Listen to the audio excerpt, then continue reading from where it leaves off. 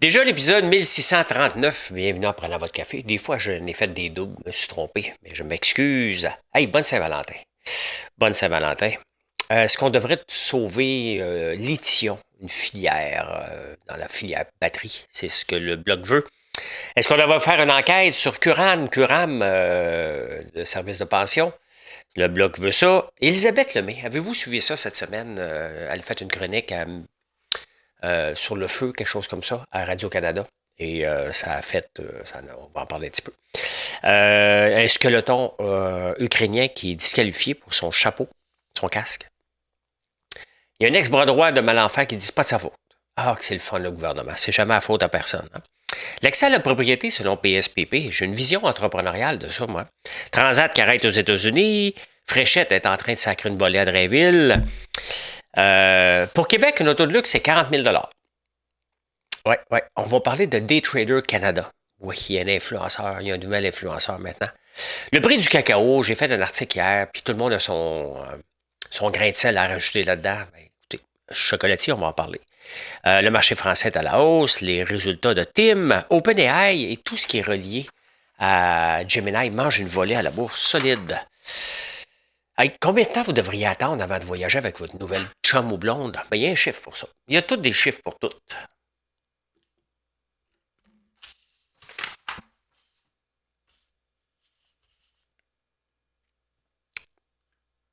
C'est long au matin.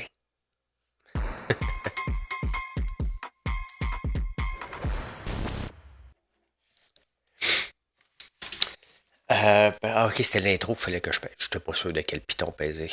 Eh bien, écoutez, c'est à Saint-Valentin. Bonne Saint-Valentin. Et qu'est-ce qu'on chante à Saint-Valentin? Quand on a que l'amour à s'offrir en partage, au jour du grand voyage, qu'est-ce que notre grand amour?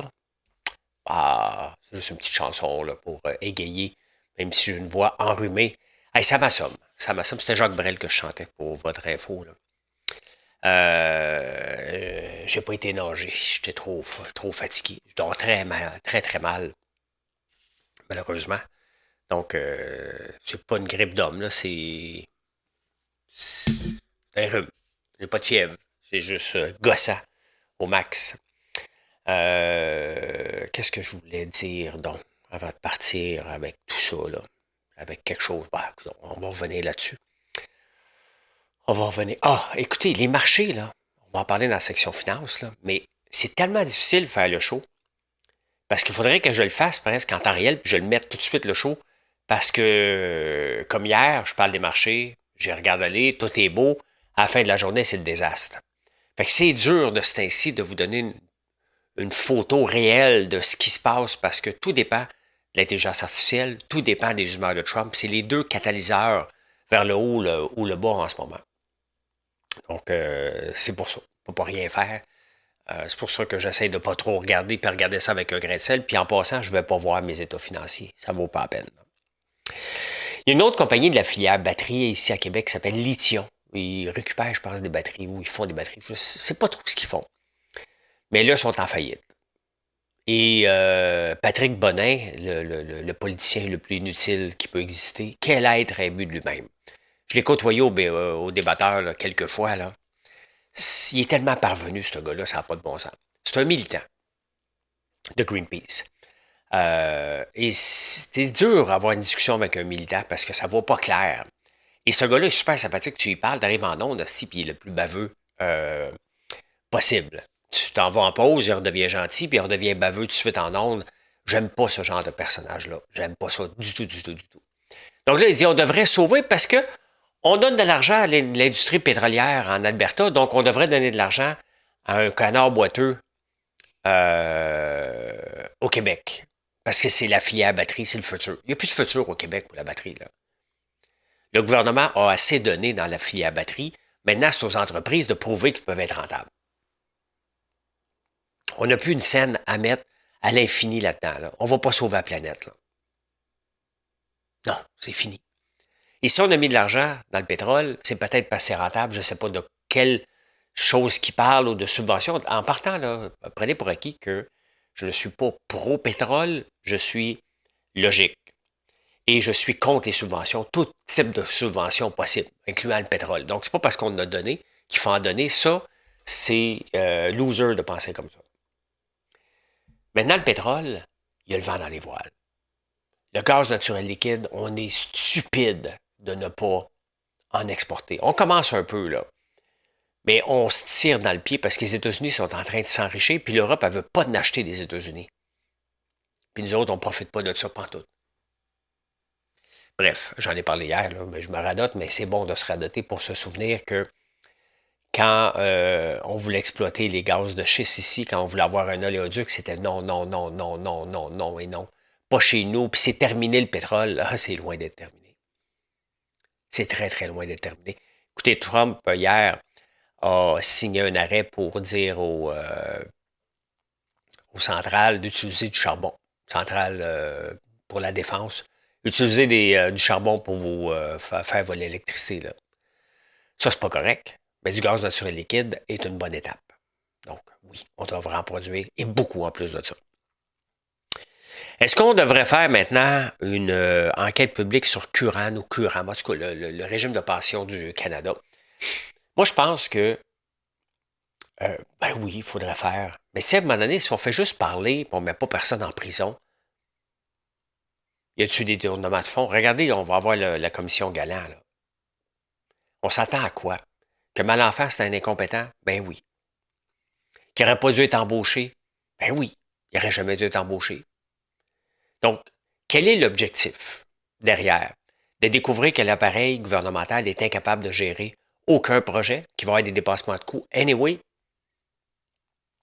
qu'est-ce qu'on veut atteindre? Si c'est juste pour prouver qu'il y a des incompétents, on le sait qu'il y a des incompétents. On le sait. Ce n'est que ça, de l'incompétence. Je vous rappelle que ce système Phoenix pour la paye ne fonctionne toujours pas bien. Là. Donc, on le sait.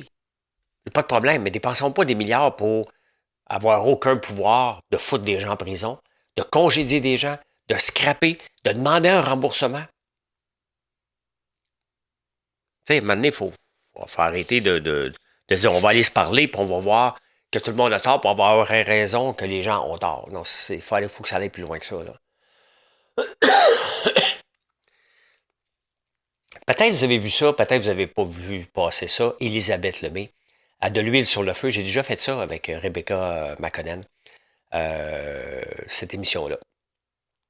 Et elle est allée faire une chronique qui a dit que, techniquement, que les hommes seuls sont une gang de porcs sur les réseaux sociaux. Une fois qu'ils sont seuls, ben c'est une gang de porcs, puis que les femmes, quand ils sont seuls à la maison, prennent un bain, puis ils relaxent.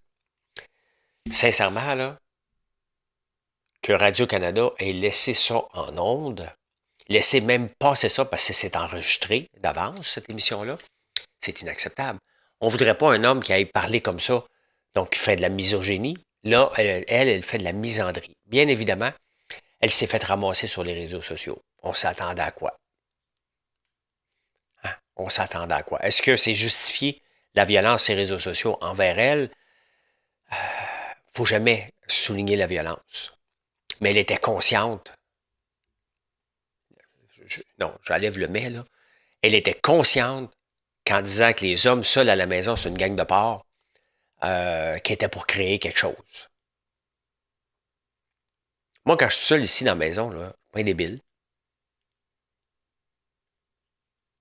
C'est inacceptable dans notre société de faire de la misogynie, de faire de la misandrie. C'est inacceptable, point. Fait que c'est sûr que avec les réseaux sociaux, elle était pour se faire varloper solide. Ce texte-là n'aurait jamais dû être approuvé et mis en ondes. C'est sa faute et la faute de Radio-Canada. C'est inacceptable. Inacceptable. Je suis très actif sur mes réseaux sociaux. Des ginettes, je fais attention, là, mais vous comprenez, là. Des grands-mamans, là, avec des faces de chat, là. Il y en a une couple qui m'envoie chier régulièrement aussi. Là. Donc, il faut arrêter de généraliser. Puis il y a des jeunes aussi qui m'envoient chier aussi. Un des statuts qui fait le plus jaser, puis je me fais traiter le plus d'imbécile, c'est moi sur un reel qui fait une bûche Coty la semaine passée. Allez voir un commentaire là-dessus, c'est complètement débile.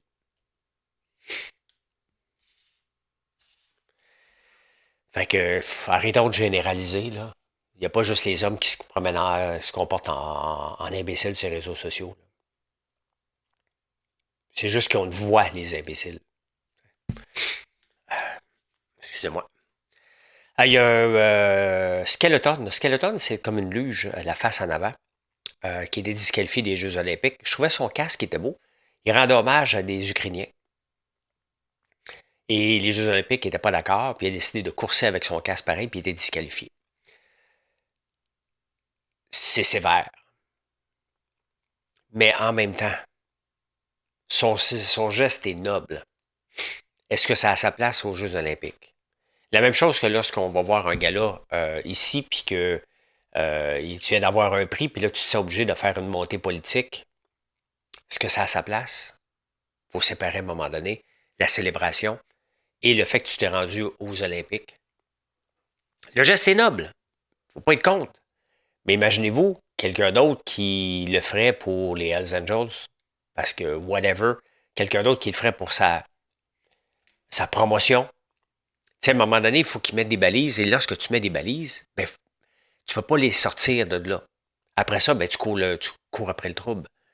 C'est sévère des Jeux olympiques, mais là, c'était noble.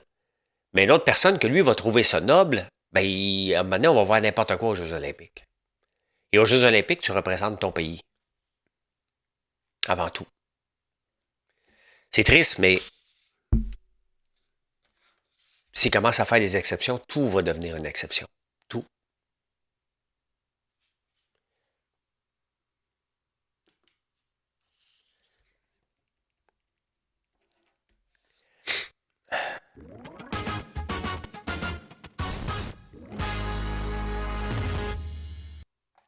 En parlant de Karl Malenfant, qui est une caricature partout, quelle mauvaise sortie.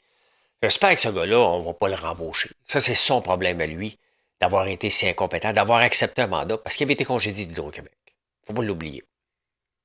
Il ne faut plus qu'il se retrouve en situation de gestion, ce gars-là. Ça y appartient.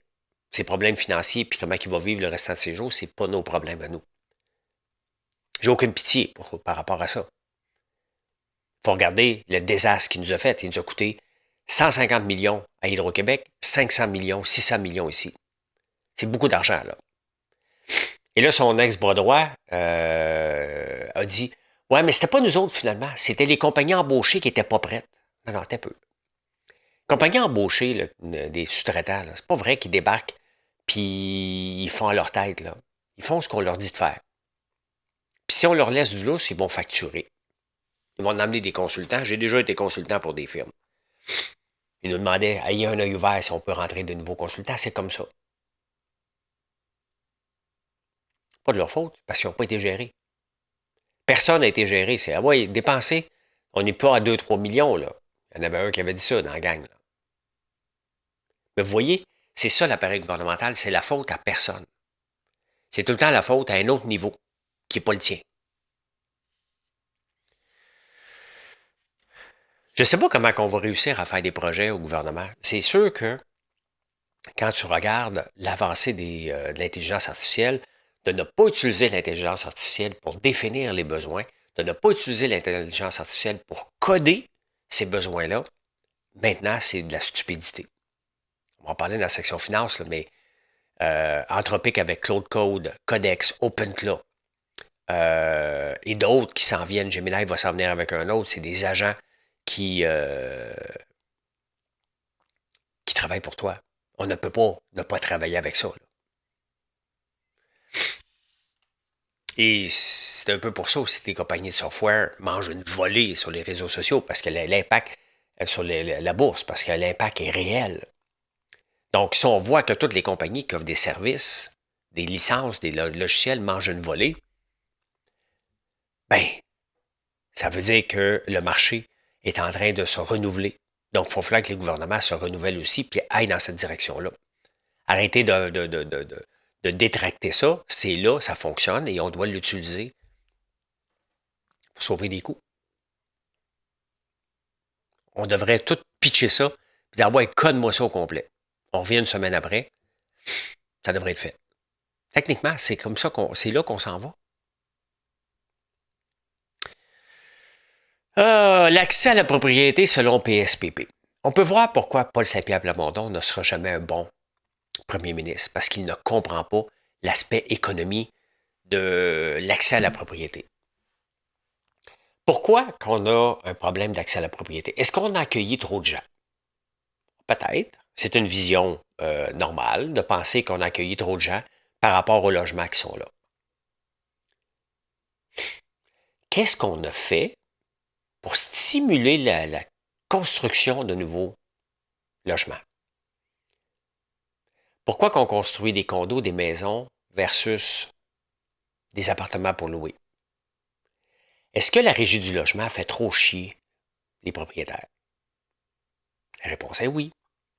Pourquoi qu'un gars comme moi, là, ce qu'il faut se poser comme question, là, c'est qu'un bassin d'investisseurs qui ne sont pas dans la construction, ces gens-là, tant qu'on ne sera pas capable de les convaincre de venir bâtir, pourquoi je prendrais de l'argent de mes placements à la bourse pour aller essayer d'avoir un permis?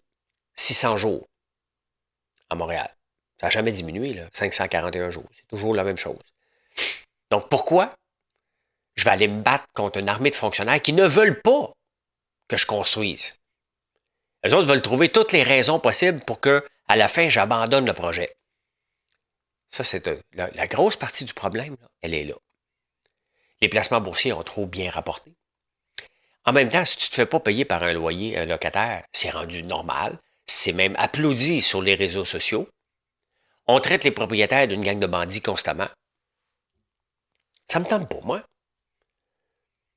Imaginez-vous là, que je fais une rénovation, puis je suis obligé de sortir des locataires, puis après ça, je remonte le loyer parce que j'ai rénové au complet. Ils vont me faire passer pour un bandit non-stop sur les réseaux sociaux.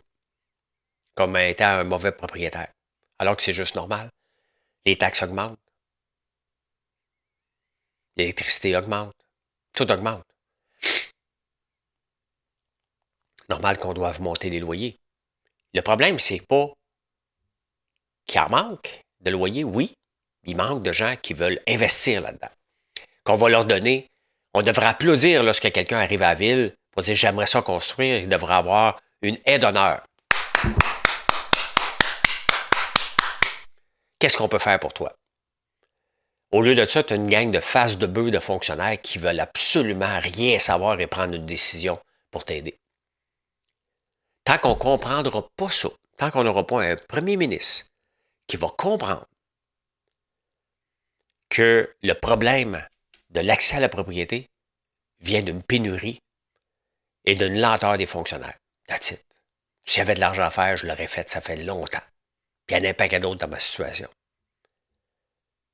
Je vous parlerai de mes portes. Je le fais pas, ne m'intéresse pas. Donc, ils ne comprennent pas.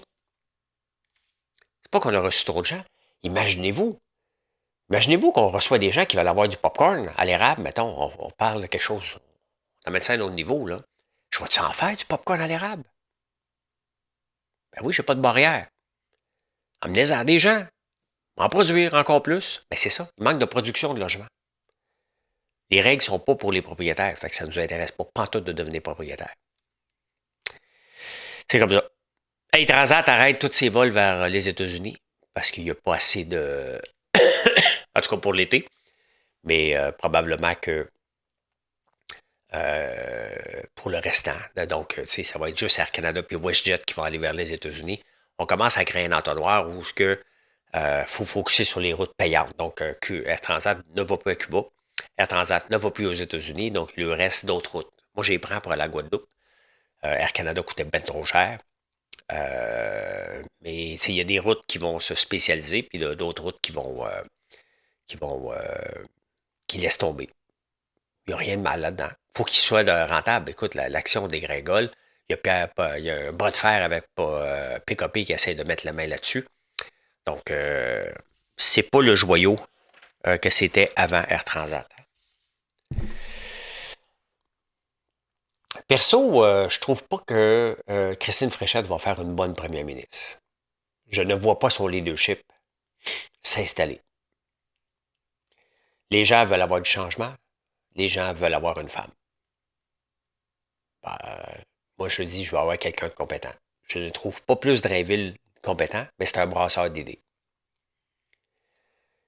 En 6 mois, mon choix serait de prendre Drainville et de dire à Christine Fréchette, regarde, apprends à devenir une bonne leader, on n'a pas vu le leader en toi. Tu sais, à un moment donné, il faut qu'elle sache parler au peuple aussi. Quelle est votre opinion de ses opinions à elle? D'un côté, je m'en balance bien raide parce que la CAQ n'existera plus. La CAQ, c'est un désastre de A à Z. Donc, c'est juste pour les 6 prochains mois. Elle ne revirera pas ça de bord, là. Le Parti libéral a plus de chance. Sauf qu'on n'est pas jaseux non plus avec Milliard, qui devrait être couronné en fin de semaine. Là. Elle domine, Fréchette, 64 des intentions de vote, c'est aujourd'hui, contre 19 pour Bernard. Bernard Drainville. Une auto de luxe, ça coûte combien? Le prix d'une auto neuve, en ce moment, coûte 75 000 en moyenne. Pour Québec, une auto de luxe débarre à 40 000. Y a-t-il un problème? Ça veut dire qu'après que tu achètes une auto à 40 000, tu as une taxe de luxe de 1 Nomme-moi un char neuf qui vaut 40 000. Est-ce que c'est vraiment un char de luxe?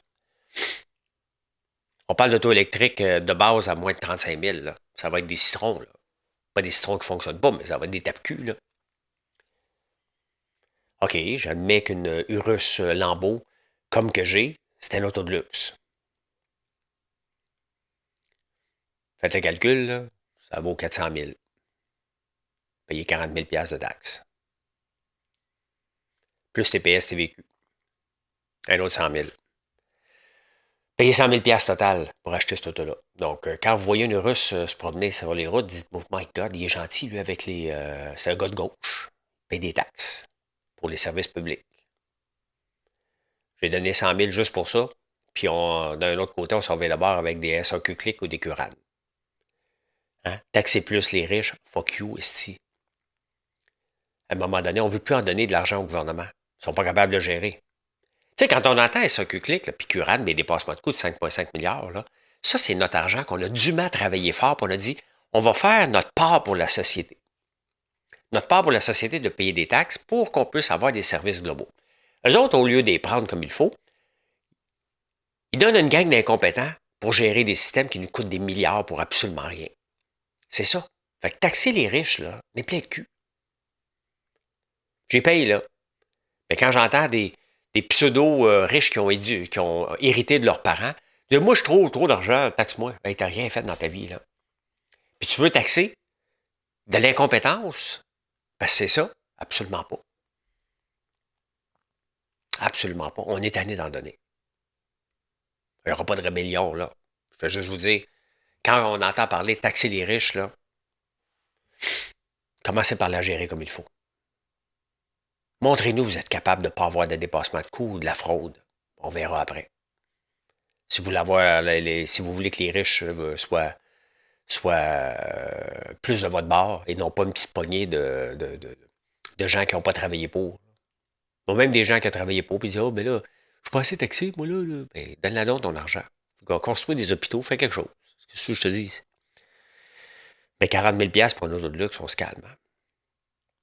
Savez-vous que si vous vous séparez, et quand dans 12 mois, la maison s'est réglée, ton ex prend la maison, il n'y a pas de taxe de bienvenue. 12 mois plus un jour, à 366e journée, il y a une taxe de bienvenue lorsque tu le fais. Maintenant, vous êtes-vous déjà séparés? On s'entend-tu que ça prend plus qu'un an? Ça peut prendre 3 ans, 4 ans, 5 ans. Donc, Québec est en train de revoir. Tu sais, ça n'a pas de sens que si tu habitais la maison avant la séparation, puis que c'est réglé 3-4 ans plus tard, que tu payes une taxe de bienvenue. C'est juste un changement de papier, là. Suite à un divorce ou une séparation qui est longue. Mais on a besoin d'argent, besoin de cash.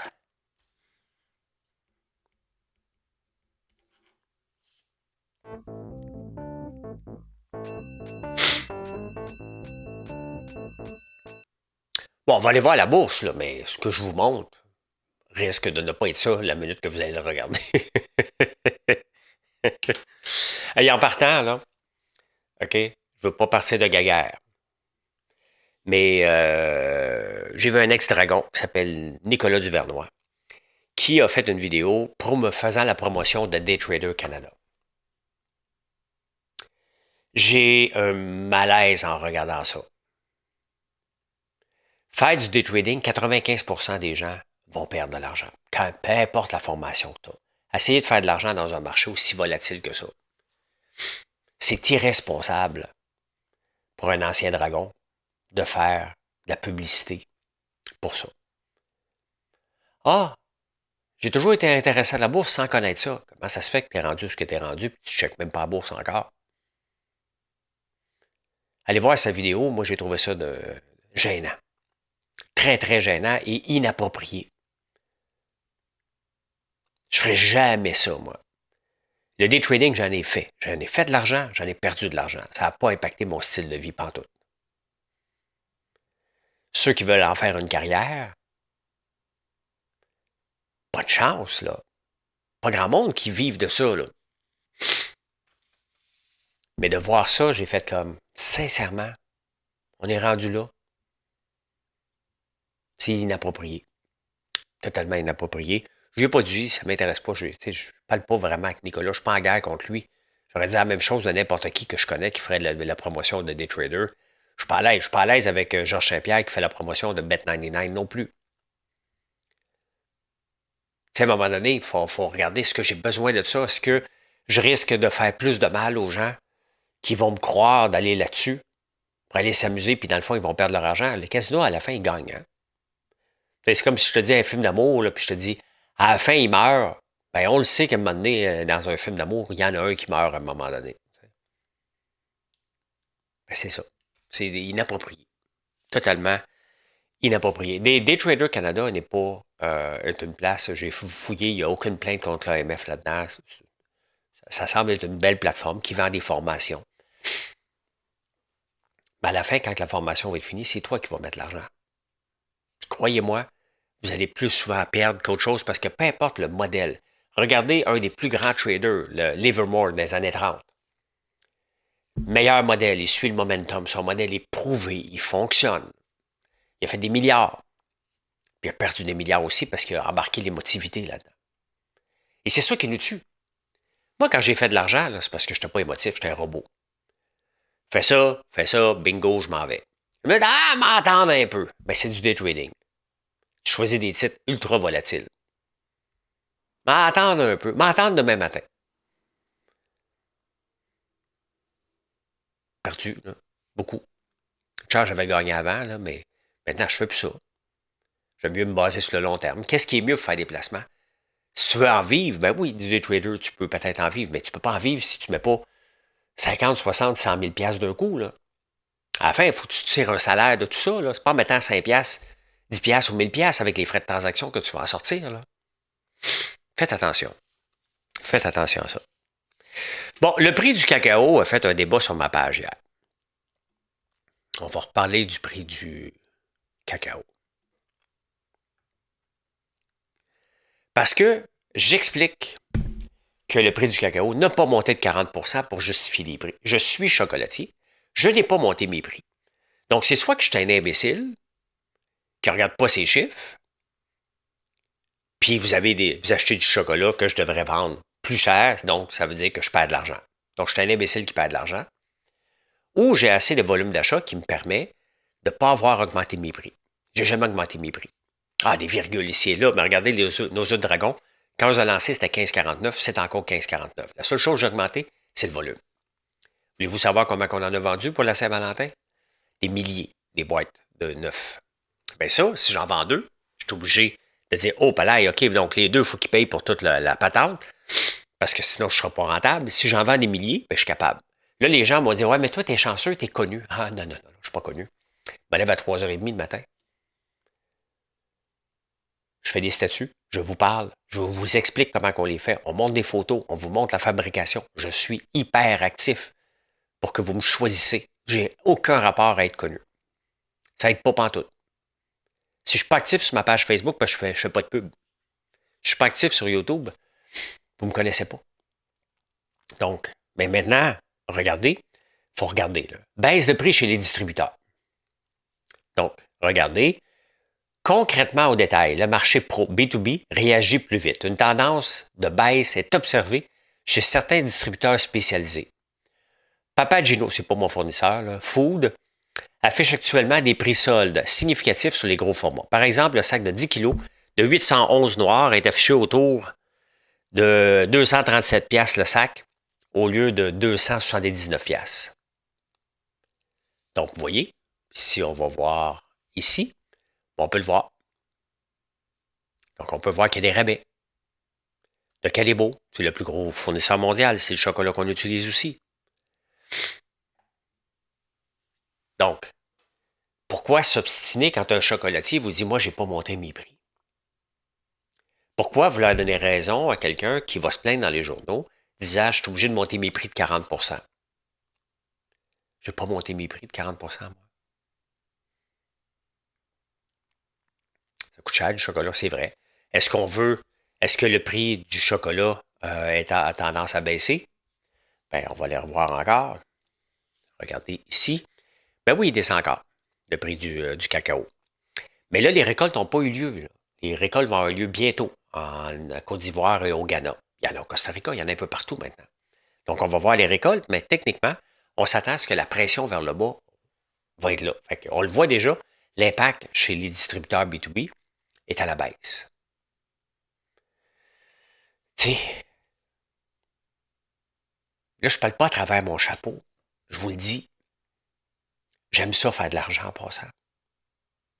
J'aime juste pas exploiter mes clients pour leur faire croire n'importe quoi parce que j'en vendrai pas. Je peux pas vendre mes œufs de dragon 20$. Vous n'allez pas les acheter. Donc, si je veux continuer à les faire, il faut que j'en offre encore plus. Au lieu de faire 50 cents, je vais faire peut-être 25 par boîte, mais si j'en vends 3 fois plus, ben c'est comme ça. Le marché français, le CAC, est vraiment à la hausse et on va aller voir ça. On n'investit pas dans le CAC, mais vous les connaissez, les compagnies sont souvent listées ici aussi.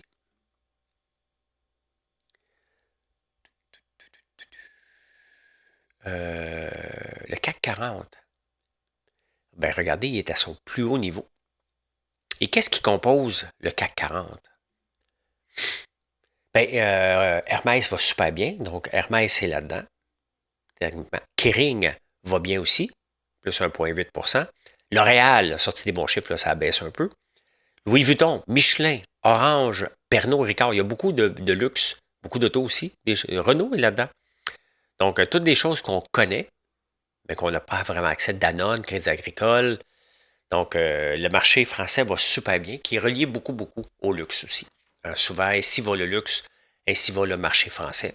Et c'est intéressant parce que les autres bourses en arrachent un petit peu plus. Le Nasdaq ne va pas bien et il va continuer à descendre encore.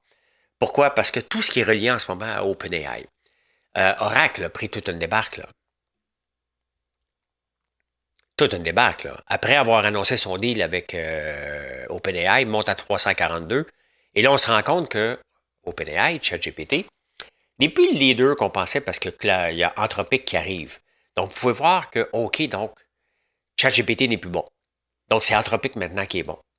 Qu'est-ce qui arrive? Tous les titres reliés à OpenAI qui ont fait des gros deals avec ChatGPT maintenant ont tombé en moyenne de 13%. Dans le cas d'Oracle, c'est 100%. 50%. Excusez. Mais il faudrait que ça double maintenant pour remonter. Donc, il faudrait que ça fasse 100%. C'est toujours l'affaire. Ça descend de 50%, mais pour revenir au niveau, c'est 100% que ça doit faire. Donc, tout ce qui est relié à OpenAI, tous les titres reliés qui ont fait des deals, moins 13% en moyenne. Tous les titres reliés à Gemini, donc Alphabet, moins 22%. Vous voyez comment ça va vite, hein? Ça va très, très, très, très vite. Maintenant, il faut laisser le temps. Là, on ne le sait pas, on est dans les suppositions, on est dans OK, ça va changer. Est-ce que ça change encore? Quand un gouvernement canadien va utiliser Claude Code ou Codex ou whatever, puis il va dire j'ai fait tout le programme des pensions, ça m'a coûté 100 000 $. Là, on va parler. Là, en ce moment, il n'y a vraiment pas une grande entreprise qui l'utilise encore pour avoir une étude de cas. On est dans, ah, écoute, ça marche ça. OK, ça a programmé ça, mais on a besoin d'avoir du réel. Qu'une grande entreprise a laissé tomber, mettons, les licences de Salesforce pour faire son propre CRM maison. C'est ça qu'on a besoin de voir.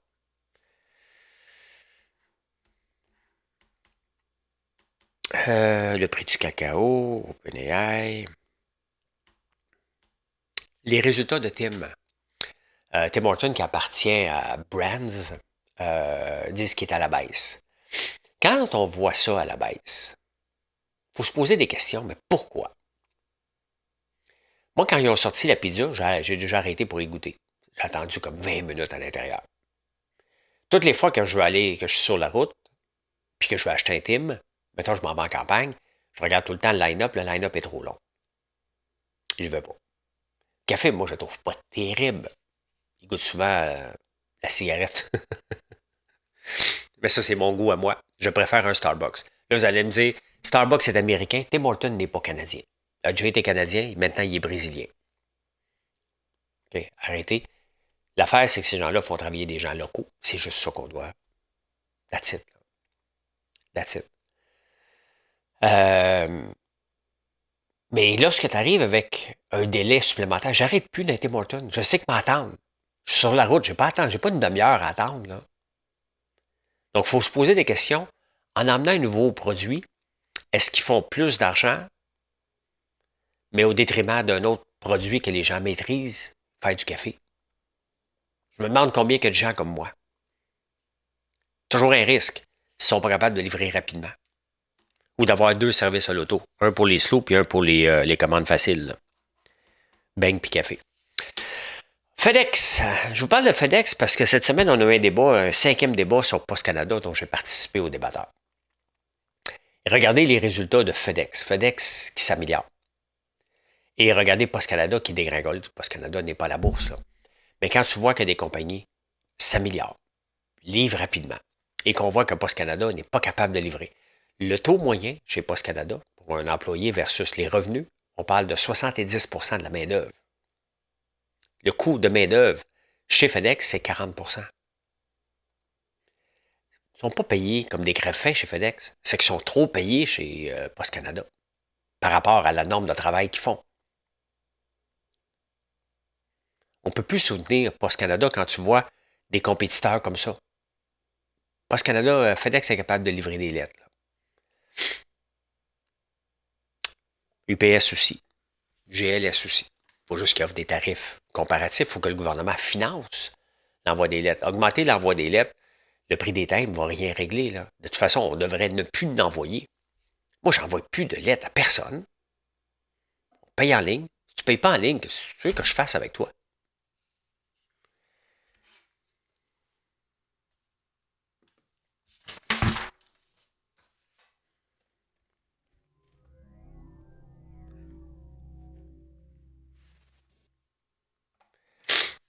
Ah, que c'est le fun, un nouvel amour, hein, la journée de l'amour.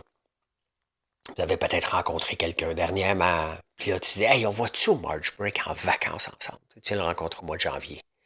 Non. Mois de juin? Non. Tu le rencontres au mois de janvier? Attends au mois de septembre. Attends 8 mois. Pourquoi? Parce qu'il y a souvent des couples qui pètent dans les deux sens après avoir voyagé.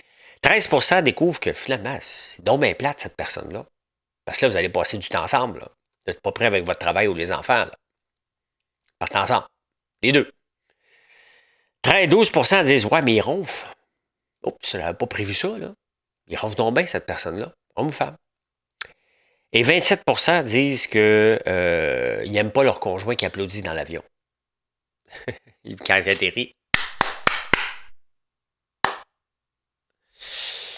Des raisons de séparation. Donc, tu es mieux d'attendre 8 mois, de mieux connaître la personne avant de voyager ensemble.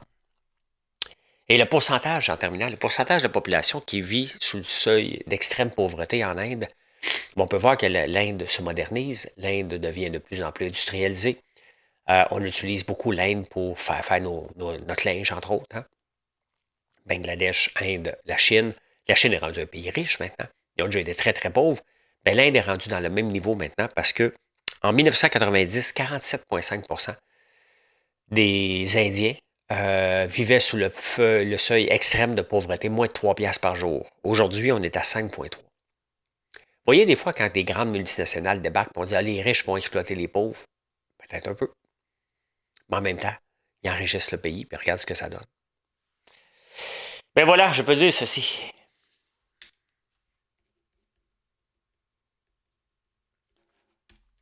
Merci d'être là. Je vous souhaite une excellente journée. Et venez nous voir sur françoislambert.one et bonne Saint-Valentin.